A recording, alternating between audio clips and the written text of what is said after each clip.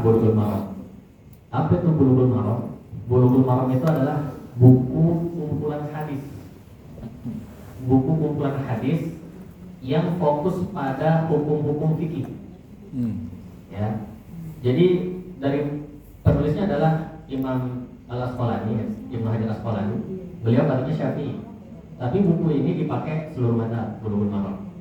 Dan tidak ada penjelasannya ya, jadi cuma naruh hadis. Adapun yang kita bahas ini Subulus Salam, ini penjelasan terhadap hadis-hadis tersebut.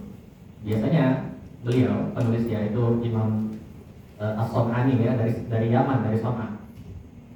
Itu menyampaikan hadis ini berbeda pendapat ulama dalam memahaminya.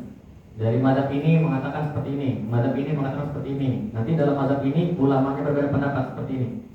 Jadi kita seandainya mau membaca dan sudah ada terjemahannya, itu bisa kita baca sendiri dan kita akan mengetahui bahwa ulama itu berbeda pendapat atas satu dalil. Jadi satu dalil ulama bisa berbeda pendapat dan itu normal. Apalagi kalau dalil-dalil yang lain. Jadi maksudnya saya melihat ini nggak boleh karena dari dalil yang ini. Terus ada yang mengatakan enggak, sebenarnya boleh karena kan walaupun dalilnya itu seperti itu tapi dalil yang ini kan begini. Misalnya contohnya itu lebih banyak lagi. Tapi ini enggak, ini satu dalil. Satu dalil perbedaan pendapatnya banyak. Contoh kecil seperti contoh ya, sholat di masjid. Sholat di masjid berjamaah itu ada 5 pendapat ulama. Ya, dari berbagai macam mazhab. Sholat berjamaah di masjid ada 5. Yang pertama bilang apa? Sunnah. Yang kedua bilang apa? Sunnah muakkadah. Yang ketiga bilang apa? Fardu kifayah. Yang keempat bilang apa? Fardu ain. Berarti berdosa kalau nggak sholat berjamaah di masjid. Dan yang kelima bilang apa? La tasihhu sholat. Tidak sah sholat kecuali di masjid.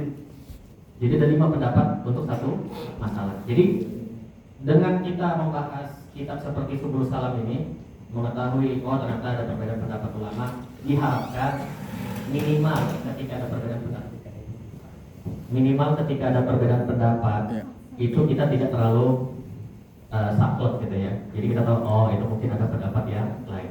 Karena sering terjadi di mana ukhuwah Islamnya itu dia kayak tercabar, terchallenge, retak mungkin bahkan. Gara-gara apa? Cuma gara-gara masalah perbedaan pendapat atas dalil yang sama. Dan ini pernah kejadian di zaman Utsman bin Affan.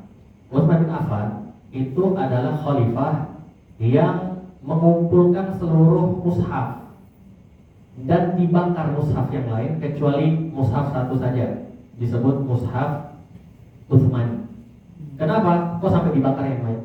Karena zaman itu banyak kan Al-Quran itu diturunkan sab'a mathani. Jadi ada 7 cara pembacaan. Itu sebagai ulama mengatakan sab'a mathani artinya 7 cara pembacaan. Misalnya kita pernah dengar wadduha, bukan wadduha, wadduha, ya. Terus siratal ladzi, harusnya shad. Ini enggak siratal ladzi. Mungkin kalau bapak-bapak pernah sholat subuh di Arafah, itu saya sulit itu siratal ladzi, ya. Masya Allah. Jadi ada 7 perbedaan pendapat, perbedaan bacaan di zaman Utsman, sampai mereka saling mengkafirkan. Gara-gara ketika dengar kok baca Qurannya begini, salah kamu, yang benar adalah begini. Ya, sampai pada tahap hampir saling mengkafirkan. Sudah mau pertumpahan darah saat itu. Akhirnya Utsman melakukan apa? Pengumpulan seluruh mushaf dan dibakar yang lain kecuali mushaf Utsman. Jadi itu yang diresmikan. Dan itu yang sekarang mushafnya Madinah, ya. Tapi bacaannya tidak disalahkan.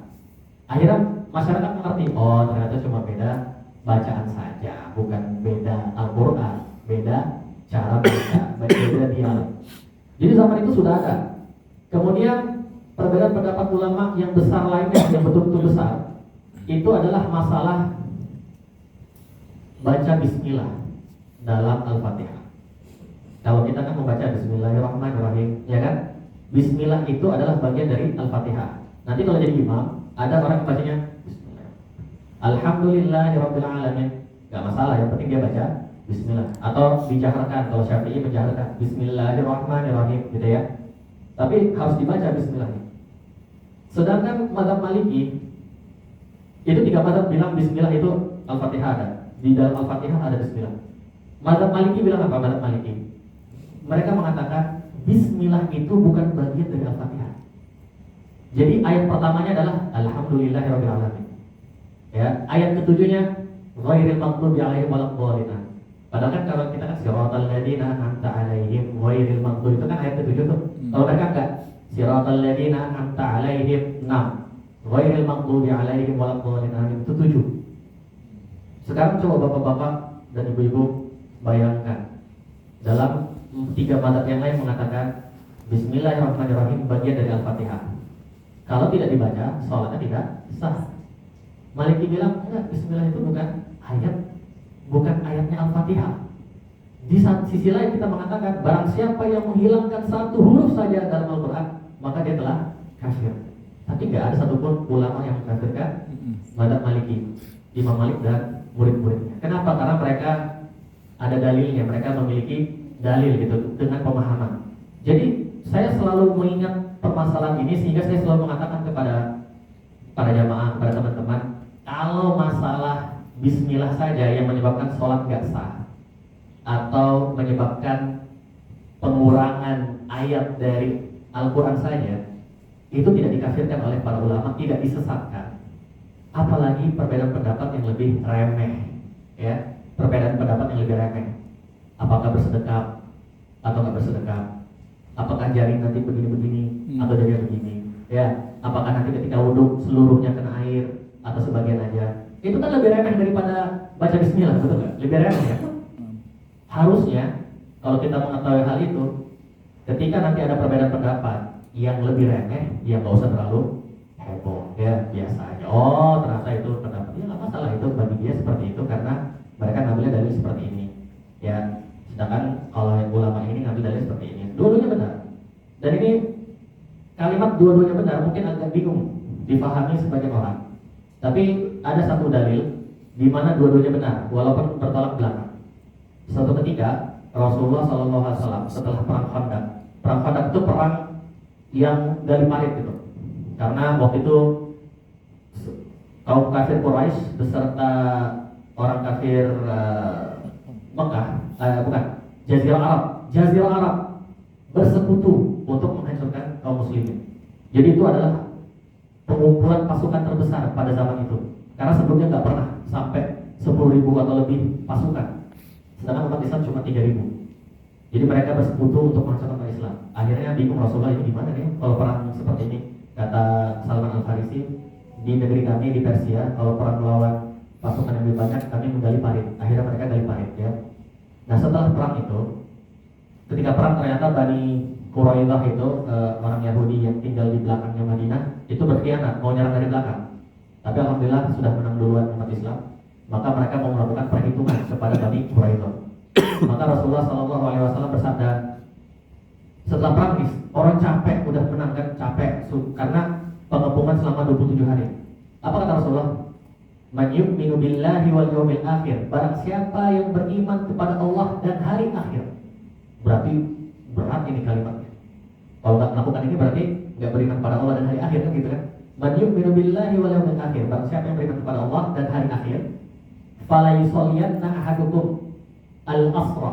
Maka janganlah sekali-kali kalian sholat asar illa fi Bani Quraidah, kecuali di tempatnya Bani Quraidah. Akhirnya mereka berangkat ke Bani Quraidah. Ya perjalanan 1 jam 2 jam atau lebih gitu ya, karena bukan kayak naik mobil sekarang cepat.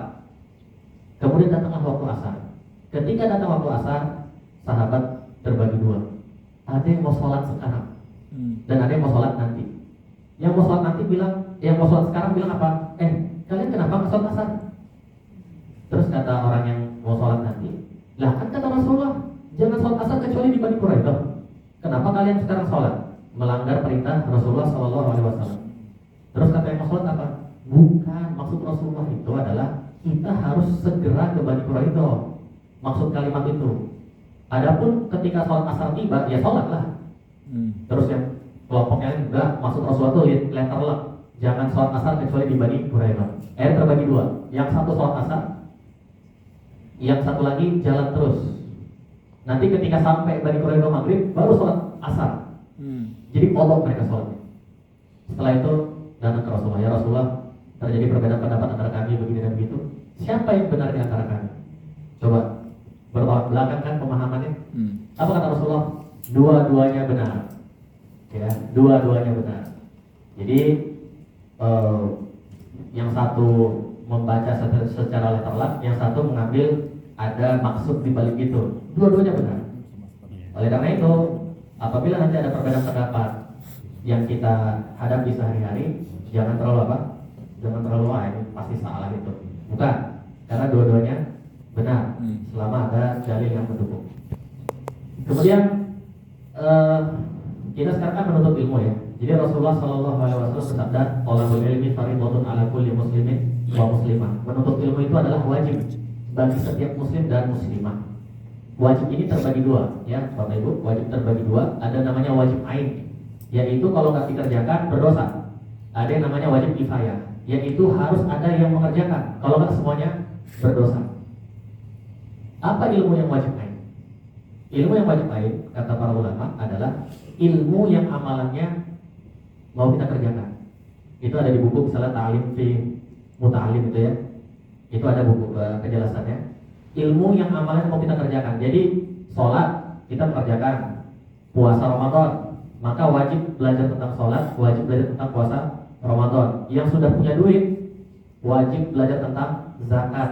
Yang mau menikah atau yang sudah dalam pernikahan wajib belajar tentang pernikahan, fikih nikah, ya. Yang mau berdagang wajib belajar tentang fikih muamalat. Bahkan di zaman Umar itu, di zaman Umar, nggak boleh orang berdagang kecuali dia mengerti fikih muamalat.